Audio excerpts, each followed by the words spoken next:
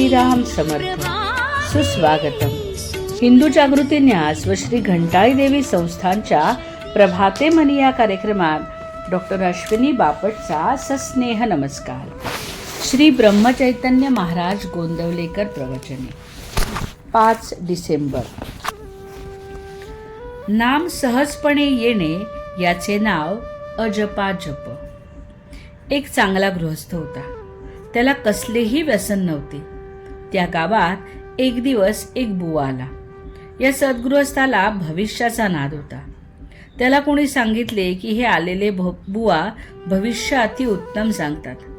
तो त्यांना भेटायला गेला, परंतु ते गांजा ओढत होते. त्याला काही तो वास सहन झाला नाही. तरीही भविष्य ऐकण्यासाठी म्हणून तो एका कोपऱ्यात बसून राहिला. असे बरेच दिवस गेले. होता होता त्याला बुवा फार आवडू लागला. त्याप्रमाणे तो रोज तिथे जात असे. एक दिवस बुवाने सांगितले म्हणून त्याने चिलमीत निखारा ठेवला. दुसऱ्या दिवशी फडके ओले करून दिले.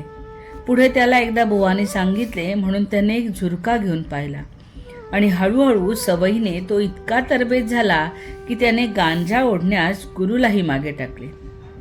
असा हा संगतीचा परिणाम फार मोठा असतो. ज्याची संगत केली असता भगवत प्रेम उत्कट होते तो संत जाणावा. अशाची संगत केव्हा होईल ही तळमळ असावी. श्री प्रभुरामाला आवडणारे नाम म्हणजे मारुतीरायांनी त्याला आपलासा करून घेतले. ते नाम तुम्ही अत्यंत श्रद्धेने घ्या. भगवंताला आपलासा करून घेणे तुम्हालाही अगदी शक्य आहे. नाम कोठेही घ्या, कोणत्याही वेळी घ्या, कितीही हळू घ्या, पण ते श्रद्धेने घ्या, म्हणजे ते भगवंतापर्यंत खात्रीने पोचू शकेल.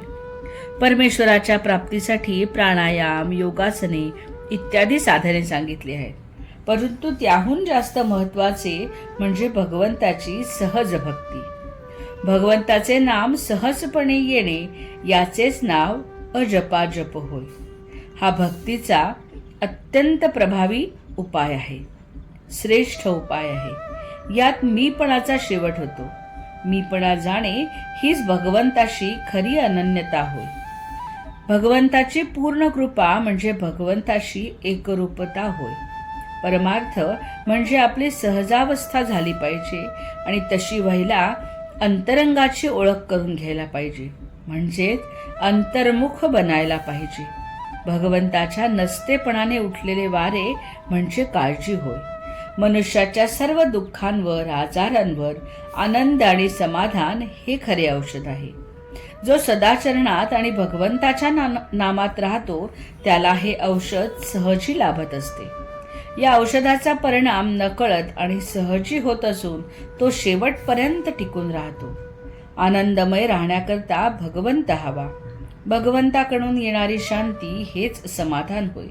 मन आणि भगवंत यांना जोडणारी साखळी म्हणजे नाम. या नामात आपले सर्वस्व गुंतवले तर आपल्याला भगवंतापर्यंत सहज जाता येते. बोधवचन. नामाच्या आनंदाचा झटका आला की मनुष्य स्वतःला विसरेल आणि जगाला सुद्धा विसरेल. मंडळी, रामरायाचे आणि श्री घंटाळी देवीचे आशीर्वाद आपल्या कुटुंबावर अक्षय राहोत. जानकी जीवन स्मरण. जय जय श्रीराम.